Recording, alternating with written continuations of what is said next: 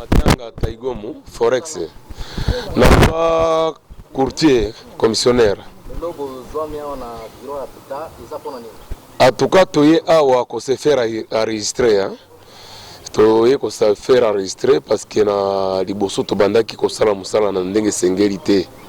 To bandaki ko sala musala na ba norme oyo l'État esengeli nango te. Alors tu es na service habitat pour se faire enregistrer. Na kati ya musala oyo ya biso ya ba courtier commissionnaire ya province Ituri et précisément na kati ya ville ya Bunia. Donc depuis Karabozaki na carte. Vraiment to bandaki ko sala illégalement, to bandaki ko sala na cadre d'association. L'association a sa but lucratif.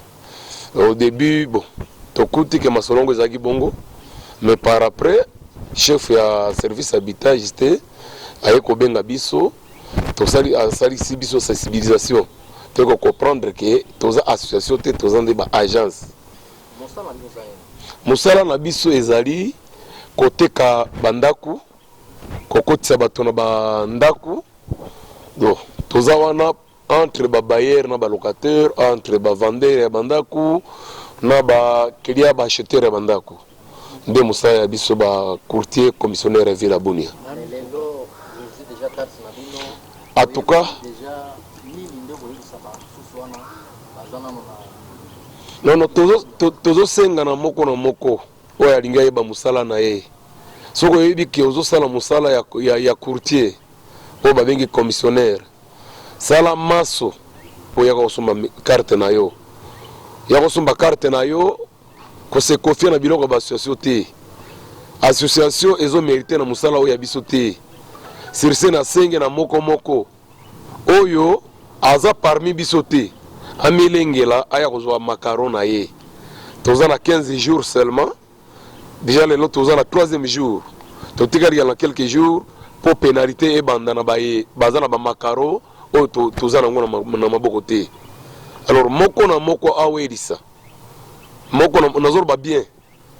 Nazo président ya syndicat, nazo senga na moko awelisa. Soko ye na kimia e ko épargner yo na ba amende moko boye. Mais soki baye ko kanga yo, okozala obligé so macaron na loma et puis futa amende à l'État. Et kozala malamu te. Musala na biso senga courtoisie. Toza ona pona courtoisie, toza pona ba réputation na biso ezala maintenir na ba misala o ya biso. Et puis to senga na baye basari saka biso sa koyeba ba réalité ya musala na biso to ba profession biso to sala. Ba bailleur bazala au courant. Ba locataire pe baye ba eloko wana. Bailleur ozana droit ya demi mois, locataire ozana na droit ya demi mois pour na commissionnaire. Yo vendeur ya parcelle to ya ndaku. Ozana droit yo mutoteke loko. Selon mibeko tokuti awa na l'État. Droit ya courtier eza 10%. Na droit ya mutoyo asombi azo devoir commissionnaire 5% ya valeur eloko ya teki. C'est un peu ça. Vous avez autre message à ajouter? Ce que je vais ajouter, en tout cas, je suis vraiment ravi de joie de voir que maintenant je suis en droit chemin. Je n'ai pas de problème avec le service de l'État. Je vais travailler dans ma profession comme il faut, comme un courtier dans la province de l'Ituri et dans la ville de Bunia précisément. En tant que le président des syndicats, j'interpelle la conscience de chaque commissionnaire courtier de venir calmement se présenter au service des divisions et habitants de la ville de Bunia. Oui. Bonjour. Je m'appelle Monsieur Bienvenu Logo. Moi, je suis courtier. Ici sur place, ici à la ville de Bunia, puisque ma présence ici signifie quelque chose. Dans l'État, on était en train de travailler dans les différents mouvements associatifs. Maintenant, là, comme nous avons été sensibilisés il y a plus ou moins 2 ans,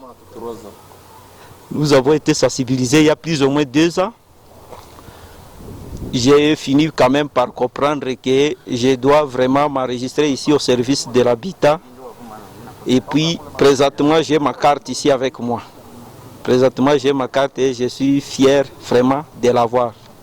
Alors, quel message que vous pouvez passer aux autres là qui sont pour la sa carte. Oui, en tout cas, tout ce que je peux dire comme message, je dis d'abord merci au service de l'urbanisme et habitat de nous avoir produit ces cartes, puisque présentement là, si peut-être j'ai un problème avec la personne avec qui on a conclu le marché, en tout cas, je serai vraiment rétabli dans mon droit. Pour ceux-là qui n'ont pas encore eu leur carte, je vais leur dire que c'est mieux de venir s'enregistrer et puis d'acheter vos cartes, puisque en cas de problème, vous ne serez pas vraiment rétabli dans votre droit. Et je dis aussi merci à ceux-là qui ont déjà eu leur carte ici présents avec moi, comme mes collègues qui sont ici. En tout cas, je suis très très fier d'eux, puisque eux ont compris quand même le message. Ils ont eu le temps d'écouter la sensibilisation au moment où les chefs de division de l'urbanisme et habitat avaient passé dans des différentes radios, dans des différentes associations pour sensibiliser les autres membres. Et maintenant là, je suis vraiment content d'avoir ma carte. Merci. Jambo sana. Nimeitwa na jina Didili Gogo. Bon. Mbele nalikuwa commissionnaire, sasa mimi najazwa na furaha kufika courtier à travers sensibilisation ya division provinciale ya habitat. Kunye chef de division alitusensibiliser il y a 2 ans passés. Sasa tunakia comprendre que non, tulikuwa tembea asaba mbuzi kututembeza par rapport na madroit yetu, atukufahamiaka madroit yetu iko nini. Batu balikuwa kutupitilia na madroit yetu. Sasa à travers division ya habitat kuvila Bunya anatuletea maloi na maarete yenye inaniletea mes pouvoir ya kutumika librement kama mimi na respecter norme ya l'etat. Njo kama unaona mimi na carte hii, mimi siko tena commissionnaire, mimi nakuwa courtier immobilier. Anatuletea ma loi yenye inatonesha ma benefice yetu. Sawa nikaujisha parcelle au nyumba ya mtu, mimi naujisha niko na droit ya 15%. C'est-à-dire quoi?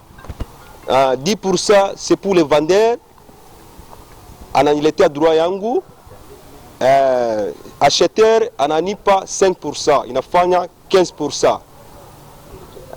Ikakuwa problème ya gari, niko na 5% mêmement ya vendeur na 10% c'est pour l'acheteur.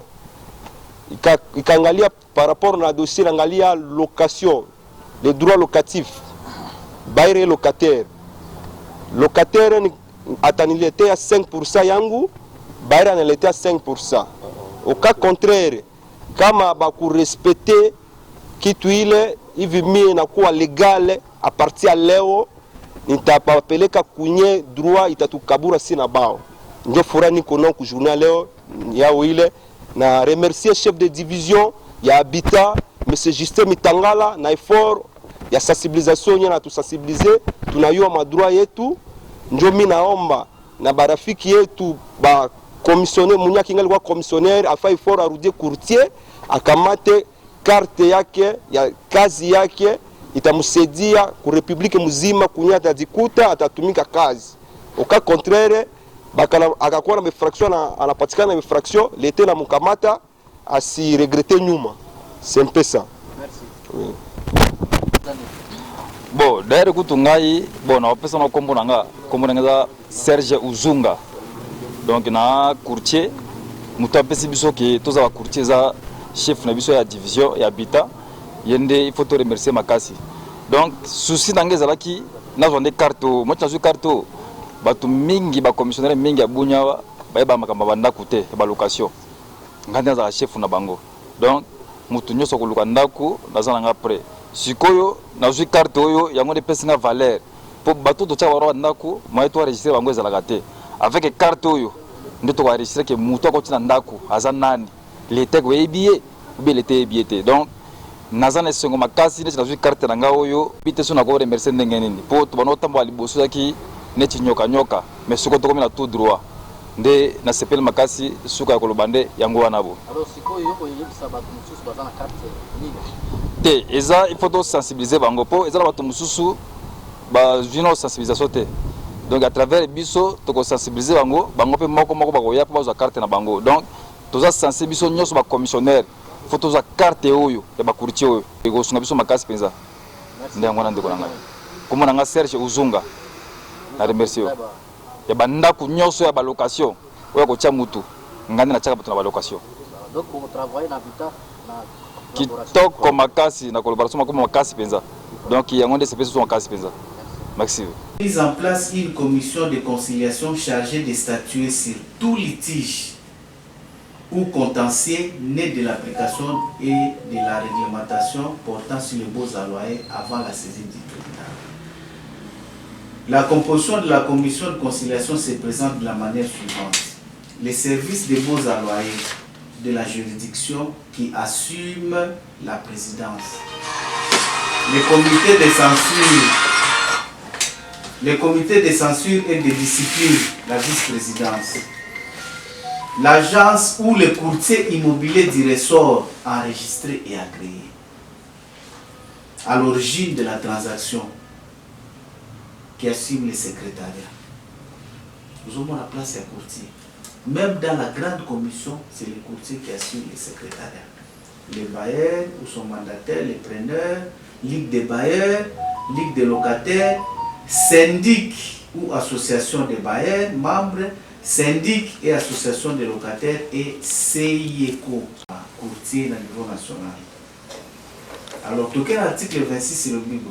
Pour l'efficacité dans le suivi et la surveillance des activités des partenaires locaux et socio-économiques du ministère de l'Urbanisme et Habitat, un comité de censure chargé de statuer administrativement, techniquement, socialement, commercialement et juridiquement sur les fautes commises par les agences immobilières, les agents et courtiers immobiliers dans l'exercice de leur profession avant la saisine des instances judiciaires.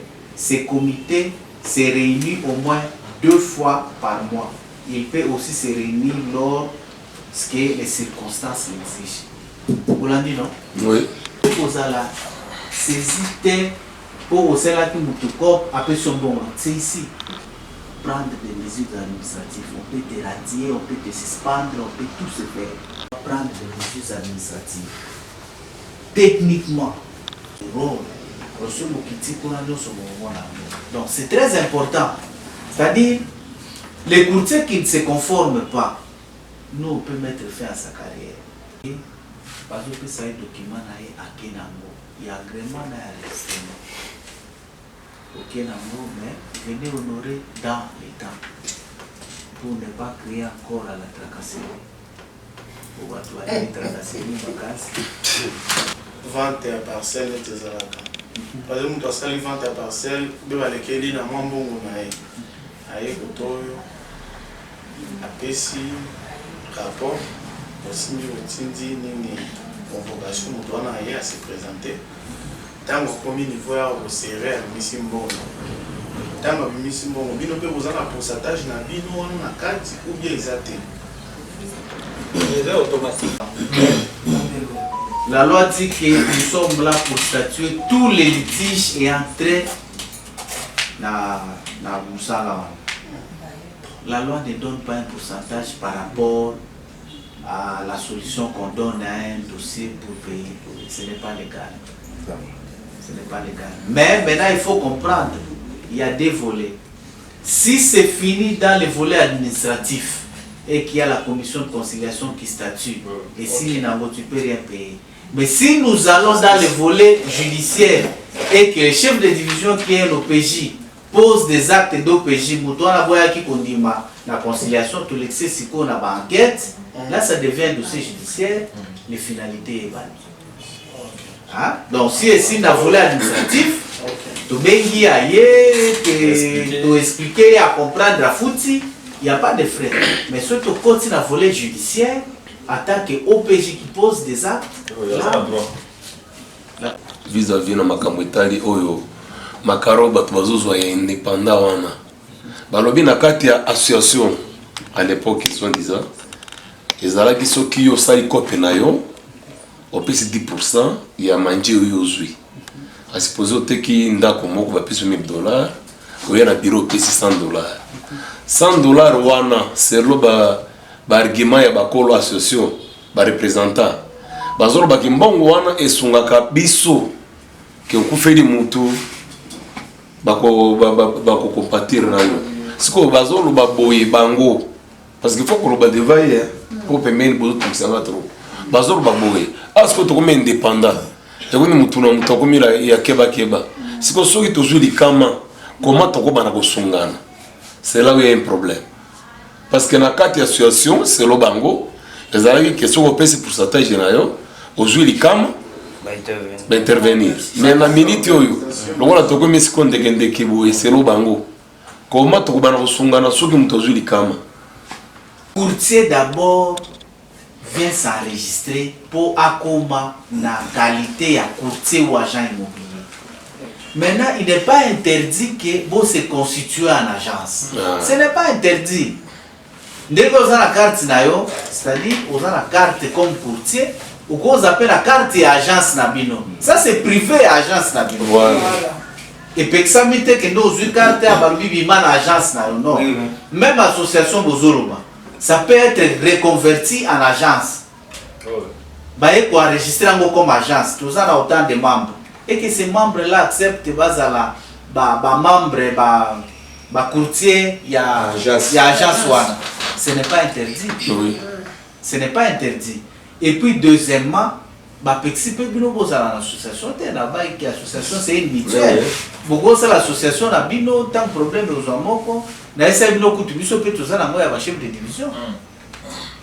Et que malheur peut être aux abiso tout ça pour s'organiser na mutuelle na biso.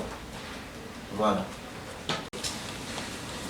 Problème les amoko il y a président provisoire du syndicat Forex. Tu l'as dit c'est des biens tombés sous confusion du banque toujours bima. Pour y a longtemps au soin n'a pas pu belé na groupe. C'est-à-dire quoi? Bah éclaircir le biso awa toyeba norme toujours tamurango. Nous sommes des courtiers indépendants. Tous en association na biso. Tous aura marché mingi à travers ma porte d'association. Ça c'est il y a des bossu foyer bango. Tous aura marché mususu ils ont avec les soubaï que non awa ndeza association ya ba commissionnaire neti ba ki biso ba yaka koluka marché wana tozupe marché wana. Problème est la ignorance ya association parce tout type à porte. Il fallait baya se enregistrer pas à la griller hein totalement la musika moko. Maintenant biso pona ko to sa mibeko de tout comme courtier indépendant ndenge oza syndicat na biso a avec tuzalia c'est de bien bien tout ça la clique na biso ba o toza agréé indépendant ceux qui tolinga pe que non ndenge lobi ya ba assistance wana assistance otaki non na groupe na biso ba courtier indépendant to sali to pesi ba modalité ya assistance na biso. Pour esunga biso pour moni musala o biso ntozo négliger yango pour lelo komi na ba groupe yeoyo administrateur ya groupe ya ba commissionnaire a intégré ba boss nyoso ya Ituri baza ba courtier ba commissionnaire mena musala no ya syndicat ezando sunga biso eloko wana to komo rater ba marché belé o ya na marché boyoki boss fulani na boss fulani basi basali et si le marché boy c'est sili kuna Sigo ba droit yo ba courtier ba fouti à l'état fallait tout bénéficier na yango eza musala biso eza musala moko que non mutu nyoso oya ko ta soki nord Kivu Sud Kivu chopa ya ba sala commission faut tout identifier tout bailler à travers syndicat que non yo ko vrai wa ndenge nini exemple là ba taximen tout le monde ba taximen jamais au parking, jamais au temps où la taxi, bazana ba ibuna ba balandaka. Yo au côté taxi mais on a nani ou tu vois. Vous comprenez. Nous avons l'occasion de s'organiser, tout ça, le comité, le syndicat, tout créer un groupe na biso, na tout sensibiliser, batikali libanda, baina no kusadere te baza la griller, na bajasi o bakuzana posa baya basa griller, bayei basa griller, ba membre na bango wana bakoti sima na bango ndenge bakusola na mokonzi. Les missions tozana ngo yango wana. Les missions te ya kokende ko brutaliser ba kusola na bato makambo belete. Uyoza président webini to bandaka makama boza loya. Ceux qui toquent dans la sensibilisation te malembe kasi bato bakopena te. Neti déjà biso toza déjà exemplaire tozana yango. Moi j'ai des petits commissionnaires dans ma campagne tout tellement la biki na za habitat bazo les laver dans une ndambo fait to koma konto ça na bi beaucoup ta la bino nyoso kila mtoza na mbongo le ndambo to kinangwe pa mokonzi bo avancer ba enregistrer bino bo aussi ça malem des missions to za na mbongo sensibiliser pas tout yango wana bon nakanisi na indépendant. Ce qui est vrai n'empêche que un indépendant qui n'est pas dans l'association, ça n'empêche pas que l'association aussi lui vienne en aide. Ça serait aussi une façon de l'éduquer moralement pour l'attirer dans une association.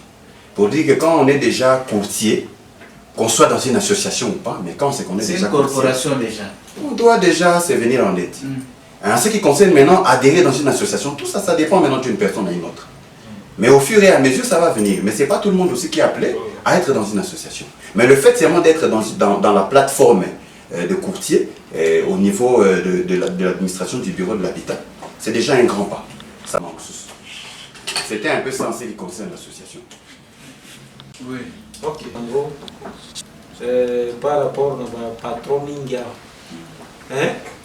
Le patron Mingia, côté déjà dans le système qui. Côté dans le groupe, il y a banani, il y a des commissionnaires, il y a des marché, aibi marché. Atali mtu ya tinda kipi ya sali bachete na ye popona biloko wana osokendo kuta ba patron mingi enge bazoza lawa bazana no vraiment sensibiliser te pona makambo etali vraiment na département location pona kofuta eza vraiment un problème oyo kola papa forex za président syndicat il faut vraiment ko sensibiliser na no babayer na côté wana à côté mususu il faut que décourager pratique au patron bazanango mingi ya ko ignoraka ba commissionnaire il faut que ça la sensibilisation de manière que marché mon côté et koki ko salema to kolekana sake courtier azala na kati donc il faut obligatoirement donc obliger ba patron pour wana ceux qui ba obliger ba patron te bazoli bango mesure te ya ezala ba makambo mingi oyo ba eza ko salema ozoya ko se rendre compte que makambo salema ki atre bango na bango ezaka Afrique de formation parce que nous savons que ça ko les informations bango tant ba ibi formation alors biso toza ko se retrouver te na kawa na nde singela ki vraiment service habitat la télé na makambo na makasi chef général ma vidéo na ngai même na radio partout chaque jour. Le vrai problème ce n'est pas l'habitat. L'habitat n'est pas avec vous tant que marché au Salem. Mais bino corporation ya ba courtier agent immobilier. Boyebi marché on a qui est déjà venu dénoncer ça. Personne. La loi dit que aucune transaction ni de vente ni de location ne peut se faire sans la présence d'un intermédiaire immobilier. Nani asai koloba keno ba koti mtunanda ko courtier azalaki te. Il faut qu'il y ait une plainte venant de votre corporation pour que nous on puisse agir. Je pense que ceux qui voient qui derrière la plainte wana, des trois qui posent solution, tende boloba non, service au songabi sauté. C'est ça. Oui. Je pense que je vais chiter le dossier qui a vraiment remué aussi, les dossiers avocat ya Villa Bunya Ituri. Ils sont dans loi moko yena habité. Ba ebisinga bi courtier ou commissionnaire ata moko côté candidat côté ça qui va mettre avocat bazala wana. C'est-à-dire quoi? Oui. Ba ebisinga iso ilo ngandi na on kana ba loi sur les avoir parce que nana ngwa tiango so. Rien à expliquer. Ba ebisinga ba bigeno, c'est formation, ba l'autre babi commissionnaire de courtier tamoko azala droit côté candidat côté sans que maître avocat azala wana. Bon, je m'excuse.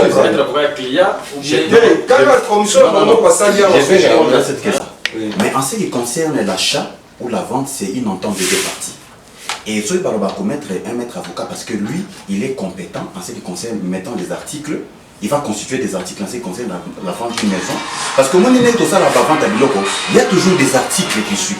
Moi, je me donne un exemple d'une maison qui s'est faite, auquel les deux parties, c'est lui qui vendait. Après son maître avocat, il a constitué un acte de vente en mettant des articles. Ceux qui ont excité et que tu me payes l'amendement. Mais il peut aussi se faire. Ça, c'est une loi vraie. Mais il y a une loi qui détourne en disant qu'il peut aussi se faire que papa.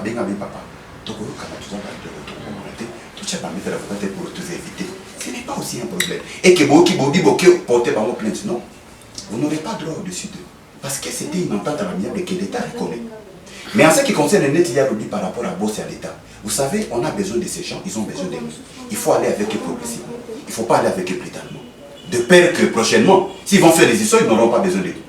Tout on a besoin de Batubal. Mais pour Bafamusha, c'est le temps. Vous pouvez, on a mon fameux chameau au premier cop à couler, deuxième cop, troisième cop, on est d'accord, on a un stack, banamouita. Et puis, à repartir à Franck, Kabisa ni kokosa, cop mbili, mais cop à tête vient à kokosa, mais il n'est pas kokosa. C'est le temps.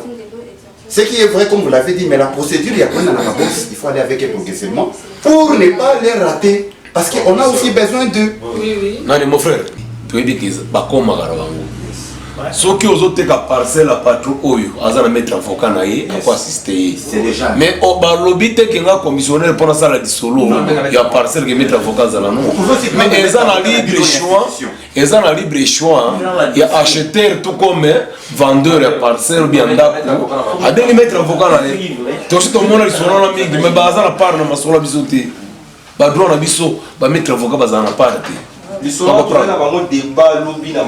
Ceux qui se sont enregistrés aujourd'hui peuvent faire partie des agences et Pexamité. Même même américain, même Tchèle, même la même carte kaka comme indépendant de Tibino. Les Sikoyo, aux la deuxième carte agence Nabino. Vous avez la carte d'électeur qui fait de toi congolais. Vous avez la carte de chef de division. Ils peuvent faire partie. Vous avez déjà indépendant. C'est obligatoire. Non, carte d'électeur, ils ont devoir. La carte devoir. Mais carte d'association, c'est agence. Moi, je ne parle même pas d'association. Agence. Oui. En tout cas, parce que compte tenu de moi vraiment, bloco ya kozakati ya association, bloco na vraiment selon ga amando monango bien te.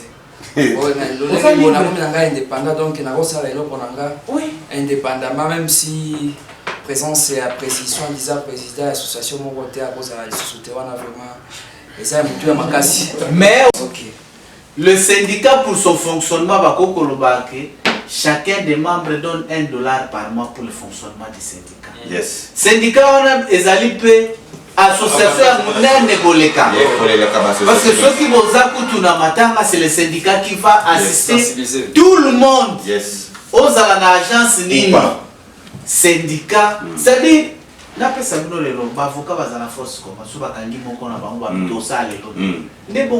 quand vous êtes déjà 200, 300, 500 dans un même syndicat, ce côté même à ville au bouger. Ville au bouger. C'est bureau avec son directoire na carte. C'est un grand bureau. Et ça la blague était. Pas juriste, il faut pas économiste. Parce que tous les contentieux qu'on aura ici, ceux qui sont contentieux liés à la bureau commun économique, il faut envoyer quelqu'un qui a la tête. Bilan il faut monter un juriste. Il faut toujours accompagner d'un juriste. C'est ça. C'est une grande corporation. Vous pouvez dire chaque moutapé ça a $1 par mois ou $2. Vous se retrouvez par mois $1000 et quota. La caisse est à syndicat. Les jours où quelqu'un a un problème, association Kutokoya Mouké, syndicat des Alikolo. Effectivement. C'est le syndicat qui est au-dessus. Parce que le syndicat, ils ont chapeauté na Aru, na Mag, na Irumu. Parce que nous allons travailler, si nous terminons ici, nous travaillons avec les syndicats, ma mission intérieure. Toké na Mag, tu enregistrer à Greba, toké na Aru, toké wa. C'est ça. C'est très large. Mokonzi, problème nanga moko ezaona. Bakama sensibilisation surtout ba mosusu baza un peu distrait. Ba bungi ke tout ça les locaux plus de 2 ans. Vous comprenez? Nga souci nanga eza boye. Awo uti ko lancer message moko récemment na tindeli chaque président son déjà président pour l'instant et association. Que basa la effort ya ko sensibiliser ba membre na bango et puis ba ya vers yo po surtout eloko ezoboma ba commissionnaire tisikoyo ki bazomona ke komba association ezana non amir et puis macaroni pe ba commis association. Nous venons de lancer un concours. Donc comme Banasuka, on donne la chance à tout le monde d'ailleurs. Voilà. Voilà. OK.